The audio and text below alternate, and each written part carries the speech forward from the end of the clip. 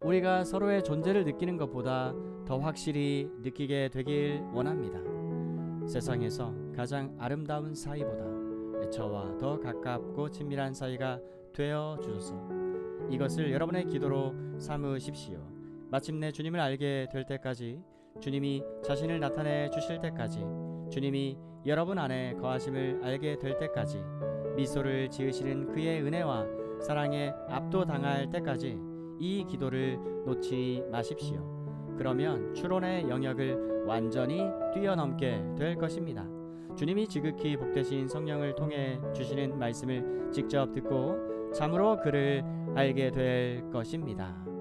아멘.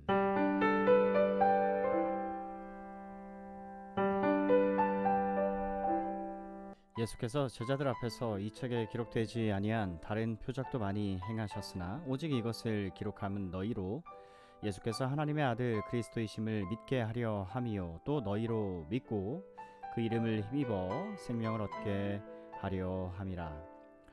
요한복음 20장 30절 31절 말씀. 요한복음을 쓴 이유, 마틴 로이드 존스 목사님이 전합니다. 제가 지금 주의를 환기시키려 하는 본문은 요한복음 20장 30절 31절입니다. 하지만 1장 12, 13절을 대신 본문으로 삼아도 괜찮습니다. 영접하는 자 곧 그 이름을 믿는 자들에게는 하나님의 자녀가 되는 권세를 주셨으니 이는 혈통으로나 육정으로나 사람의 뜻으로 나지 아니하고 오직 하나님께로부터 난 자들이니라. 하나님이 허락하시면 앞으로 주일 아침마다 요한복음을 설교하되 연이어 자세히 강해하기보다는 그 가르침이 지금 이 세상에 살고 있는 그리스도인들의 상태와 형편에 어떻게 적용되는지 알아보려 합니다. 권위자들에 따르면 요한복음은 마지막으로 기록된 복음서가 분명하며 이 점에서 특별한 의미가 있습니다. 사람들은 요한복음이 다른 세 복음서 마태복음, 마가복음, 누가복음과 본질적으로 다른 면모를 보여준다는 점을 늘 인정해 왔습니다. 제가 볼 때 둘 사이의 중대한 차이점은 이것입니다. 모든 복음서가 우리 주와 구주 되신 예수의 모습을 묘사하지만 요한복음은 특히 적용의 측면을 강조합니다. 주님의 모든 모습과 신자의 관련성을 강조하는 것입니다. 주님이 사역 막바지에 이르러 장차 자신 없이 살아가려 할 제자들을 준비시키시는데 더욱 많은 시간과 관심을 쏟으셨다는 사실을 요한복음이 기록하고 있는 것도 바로 이 때문입니다. 다시 말해서 요한복음은 다른 복음서에 비해 성령에 대한 교리를 많이 가르칩니다. 저는 특히 이 점에 여러분의 주의를 집중시키고자 합니다. 반복하건대 요한복음은 마지막 복음서입니다. 요한은 어느 정도 그리스도인의 삶을 살아온 사람들을 대상으로 이 복음서를 썼습니다. 주님이 이 땅에서 사시다가 죽임을 당하시고 부활하신 뒤 상당한 시간이 지난 때였습니다. 요한이 이 복음서를 쓴 이유가 무엇일까요? 성경 어느 책을 대할 때든 이 질문을 던져보는 것이 좋습니다. 성경 기자들을 문필가로 여겨서는 안 됩니다. 문필가는 글쓰기가 좋아서 글을 쓰는 사람들입니다. 글쓰기를 생업으로 삼는 사람들입니다. 그러나 성경 기자들은 현실적인 사람들이었습니다. 사도이자 복음 전도자이자 교사로서 필요성이 있을 때만 글을 썼습니다. 요한이 이 복음서를 쓴 이유는 아주 분명합니다. 1세기 그리스도인들에게 힘을 주기 위해 그들을 격려하고 세워주기 위해 쓴 것입니다. 그러므로 당연히 그들에게 필요한 내용을 썼으리라 추정할 수 있습니다. 그들은 여러 가지 이유에서 여러 가지 모양으로 낙심했던 것이 분명합니다. 알다시피 그들은 가혹한 박해를 많이 당했습니다. 최초의 유대인 신자들은 동족과 이방인 모두에게 박해를 당했습니다. 이방인 신자들 역시 심한 박해를 당했습니다. 이처럼 최초의 신자들은 큰 시련과 혼란을 겪었는데 여기에서 즉각 발생한 문제가 한 가지 있었습니다. 그리스도인들은 그리스도인이 되는 순간 모든 문제가 사라진다고 생각하는 경향이 있습니다. 아주 잘못된 것임에도 불구하고 끈질기게 이런 생각을 합니다. 그 결과 시련과 혼란이 닥치면 충격을 받고 복음을 의심하며 그 진위에 의구심을 품습니다. 오늘날처럼 1세기에도 그런 사람들이 있었습니다. 요한복음의 기록 연대를 주후 70년으로 보는 견해가 있습니다. 정확한 시기가 언제라고 단정 지을 수는 없지만 주후 70년에 기록되었다는 견해가 맞는다면 최초의 독자들이 이 복음서를 읽고 무슨 생각을 했을지 대강 짐작할 수 있습니다. 예루살렘 성은 공격을 받아 무너졌습니다. 로마가 전 지역을 지배하면서 유대인들은 이를테면 추방을 당해 쫓겨났습니다. 이것은 분명히 엄청나게 충격적인 경험이었을 것입니다. 이런 상황이 요한복음의 한 가지 배경이 되었을 수 있습니다. 이것이 배경이 되었든 그렇지 않든 그 당시 그리스도인들이 많은 박해와 시련과 환난과 어려움을 당했고, 그래서 요한이 이 복음서를 썼다는 것만큼은 분명한 사실입니다. 역시 요한이 쓴 성경 마지막 책 요한계시록의 상황도 마찬가지였습니다. 그가 계시록을 쓴 이유가 무엇이었습니까? 역시 1세기 그리스도인들을 위로하기 위해서였습니다. 요한계시록은 저와 여러분이 속한 세대를 위해 기록한 책이 아닙니다. 1세기 그리스도인들을 위해 그들이 당면한 재난과 무서운 시련에 맞설 수 있도록 돕기 위해 기록한 책입니다. 그들은 재판관과 권력자들에게 소환당했으며 그중 상당수가 학살과 잔인한 죽임을 당했습니다. 불쌍한 그리스도인들이 콜로세움 같은 곳에서 사자 밥으로 던져지는 장면을 구경하는 것이 당시 로마 귀족들의 오락이었습니다. 이것이 사도가 계시록을 기록한 배경이었습니다. 또 다른 배경도 있었습니다. 그리스도인들은 주 예수 그리스도가 다시 세상에 오셔서 위대한 구원 사역을 마무리 짓고 역사의 종지부를 찍으실 날, 그의 나라를 시작하실 날이 온다고 배웠습니다. 그런데 아무리 시간이 지나도 그는 오시지 않았습니다. 그 때문에 혼란에 빠진 이들이 많았습니다. 그들은 복음 메시지의 진위를 의심하기 시작했습니다. 자신들이 믿고 있는 큰 약속, 복스러운 소망이 이루어질 기미가 전혀 보이지 않았기 때문입니다. 디도서 2장 13절. 그뿐 아니라 거짓 가르침도 나돌고 있었습니다.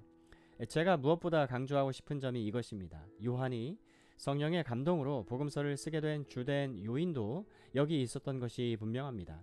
그리고 다른 성경 기자들도 같은 이유에서 펜을 들었을 것입니다. 그 거짓 가르침의 내용이 무엇이었습니까? 주로 주 예수 그리스도의 위격과 관련된 것이었습니다. 물론 이것은 기독교의 근본적이고 중심적인 교리입니다. 주님과 관련된 현대의 여러 가지 거짓 사상들을 열거하여 여러분을 피곤하게 만들 생각은 없습니다. 그 사상들 대부분은 1세기에 생겨난 것입니다. 주 예수 그리스도의 위격을 잘못 이해하는 사상들은 새삼스러운 것이 아닙니다. 현대적인 것도 아닙니다. 이 사실을 기억합시다. 나사렛 예수는 인간일 뿐이라는 주장을 현대성의 표지로 여기는 이들이 많습니다. 하지만 이것은 1세기에 이미 나온 주장입니다. 오늘날 어리석은 자들은 주님과 구약 성경에 대해 잘못된 주장을 하면서 스스로 아주 똑똑하고 수준이 높다고 생각을 하는데, 사실 그런 주장은 성경의 역사만큼이나 해묵은 것입니다. 그런 주장을 한다고 똑똑하거나 학식이 높은 것이 아닙니다. 사람들이 처음부터 해왔던 말을 그대로 반복하는 것에 불과합니다. 거짓 가르침은 여러 가지 형태로 나타났습니다.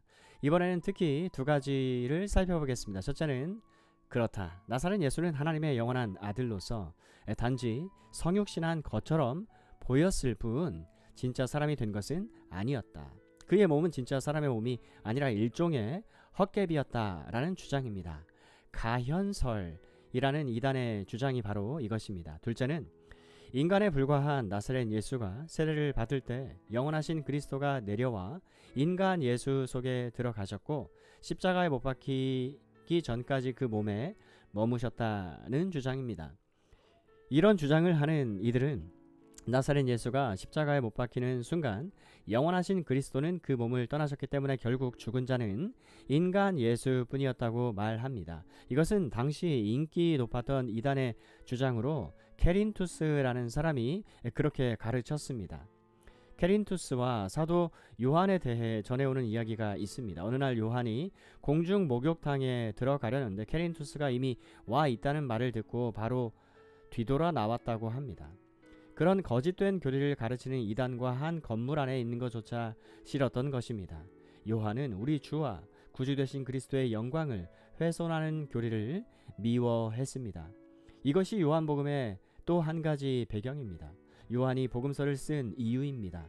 오직 이것을 기록함은 너희로 예수께서 하나님의 아들 그리스도이심을 믿게 하려 함이요 또 너희로 믿고 그 이름을 힘입어 생명을 얻게 하려 함이니라. 요한복음 20장 31절. 이처럼 요한은 거짓 가르침들 때문에 흔들리는 교회를 위해 복음서를 썼습니다. 또한 그 당시에는 이른바 외경 복음이 많았습니다. 이런저런 사람들이 주 예수 그리스도의 삶과 생애를 기록했습니다. 신자들은 이러한 책들로 인해 혼란에 빠졌습니다. 이것이 초대교회의 큰 문제거리가 되었습니다. 결국 교회는 성령의 인도 아래 외경 복음을 신약 성경에 포함시키지 않기로 결정했습니다. 그런데도 오늘날 사람들은 여전히 이런 책에 흥분하고 있습니다. 최근에도 도마 복음 열풍이 불었는데 저는 그리스도인들이 마치 새롭고 참신한 자료를 발견하기라도 하냥 흥분하는 것을 보고 놀라지 않을 수 없었습니다. 사랑하는 여러분, 그런 자료에 시간을 낭비하지 마십시오. 여러분이 알아야 할 모든 것은 바로 이 성경 안에 들어 있습니다. 외경 복음에 흥분할 필요가 없습니다. 그런 책들은 성경을 보완해 주지 못할 뿐 아니라 오히려 훼손합니다. 외경 복음의 내용은 인간이 상상해낸 것에 불과합니다. 그래서 교회가 슬기롭게 신약 성경에서 배제한 것입니다. 마치 진리에 대한 참신한 시각이라도 되는 양 이른바 새로운 발견에 관심을 쏟는 것은 좋지 않은 태도입니다. 모든 진리는 우리 앞에 있는 이 성경에 다 들어 있습니다. 다른 책은 필요치 않습니다. 이러한 문제들로 인해 확신을 잃고 혼란에 빠져 침체되어 있던 초대교회 그리스도인들은 그러면 대체 뭘 믿으란 말인가 하고 물었습니다. 그 결과 그리스도인의 삶과 경험은 고통스러운 것이 되어 버렸습니다. 요한은 이런 상황을 다루기 위해 복음서를 썼습니다. 이 점을 분명히 알기 바랍니다. 신약의 다른 책들도 그렇지만 복음서는 세상 사람들이 아닌 신자들을 위해 기록된 책입니다. 누가는 데오빌로라는 사람을 위해 복음서를 쓰면서 이렇게 밝혔습니다. 모든 일을 근원부터 자세히 미루어 살핀 나도 데오빌로 각하에게 차례대로 써 보내는 것이 좋은 줄 알았노니 이는 각하가 알고 있는 바를 더욱 확실하게 하려 함이로라. 누가복음 1장 3, 4절. 다시 말해서 복음서는 초대교회 그리스도인들에게 확신을 주고 그들을 세워주기 위해 기록된 책입니다. 그들을 엄습했던 무력감과 불행감과 혼동, 그에 따른 절망감에서 건져주기 위해 기록된 책입니다. 제가 볼 때 이것은 기묘한 원리입니다. 복음서는 1차적으로 그리스도인들에게 흔들리지 않는 확신을 주기 위해 기록되었습니다. 저는 무엇보다 먼저 요한이 이 상황을 다루는 방식에 주의를 환기시키고자 합니다. 확신을 잃고 침체에 빠져 불행하게 살고 있는 그리스도인, 충만한 삶을 살지 못하는 그리스도인의 문제를 어떤 방식으로 다루는지 살펴보고자 합니다. 요한은 이런 상태에 있는 그리스도인들을 놀란 눈으로 쳐다보면서 말하자면 대체 이들을 어떻게 도우면 좋을까? 이들에게 정확히 필요한 메시지가 무엇일까? 라고 자문했습니다. 이 문제를 해결하기 위해 요한이 하지 않는 일부터 주목해 보기 바랍니다. 그는 그저 일반적인 위로의 편지를 쓰지 않습니다. 요즘 저는 위로 때문에 현대교회가 죽어가고 있는 것은 아닌가 생각하곤 합니다. 기독교의 주된 역할은 위로에 있다는 생각이 널리 퍼져 있는 것 같습니다. 물론 궁극적인 의미에서 교회는 위로를 줍니다. 오직 교회만 위로를 줍니다. 그렇다고 해서 교회가 단순히 상냥한 곳이거나 그리스도인들이 단순히 상냥한 사람들인 것은 아닙니다. 기독교 설교자 또한 교회를 찾은 이들을 좀 더 편하고 행복하게 만들어주는 상냥한 사람이 아닙니다. 그런데 요즘은 그렇게 되어버린 것 같습니다. 교회의 현 상태와 우리의 무능함, 교회 안으로 들어오지 않는 수많은 사람들과 그들의 교만과 죄를 생각하면 무섭지 않습니까? 대체 무엇이 문제일까요? 그들은 왜 교회에 오지 않는 것일까요? 교회가 보여주는 모습 때문에 오지 않는다는 확신이 어느 때보다 강하게 든다는 사실을 고백하지 않을 수 없습니다. 교회에는 감상적이고 감정적인 위로를 원하는 듯한 상냥한 사람들이 많이 있습니다. 이것이 오늘날 교회가 보여주는 모습입니다. 그러나 그런 교회는 기독교회가 아닙니다. 교회는 깃발을 든 군대입니다. 요즘만큼 세상에 교회가 절실히 필요했던 적은 없었습니다. 그런데 사람들이 교회에 와서 발견하는 모습이 무엇입니까? 사람들은 칭찬과 위로와 마음을 어루만져